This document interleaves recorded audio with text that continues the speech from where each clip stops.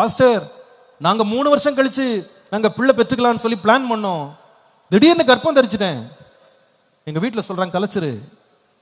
No, இது கர்த்தர் கொடுத்தது. எந்த மனுஷ ஆலோசனைக்கு நான் இடம் கொடுக்க மாட்டேன். இது கர்த்தர் அருளின ஈவு. நான் தேவனுக்கு முன்பாக என் பிள்ளையை நான் வளர்ப்பேன், அது என்ன ஆனாலும் பரவாயில்ல. ஐயோ இன்னொரு பிள்ளை வந்துட்டா ஃபீஸ் கட்ட முடியாது. உனக்கு சாப்பாடு போடுறதில்ல ஆண்டவர், என் பிள்ளைக்கு சாப்பாடு போட மாட்டாரா? பிள்ளைய வளர்க்க மாட்டாரா? என்னங்க இது? என் பிள்ளைய இன்னைக்கு ஒரு பேரண்ட் என்கிட்ட சொல்றாங்க, பாஸ்டர் அடுத்த பிள்ளை பிரெக்னென்ட் ஆயிடுமோன்னு பயமா இருக்கேன். என்னமான்னு கேட்டா, என் பிள்ளைக்கு நல்ல எஜுகேஷன் கொடுக்கணும்னு நினைக்கிறேன் பாஸ்டர். எக்ஸ்ட்ரா ஒரு குழந்தை வந்துடுச்சுன்னா நல்ல எஜுகேஷன் கொடுக்க முடியாது. உங்க எஜுகேஷன் தான் ஒரு பிள்ளைய வளர்க்குதா?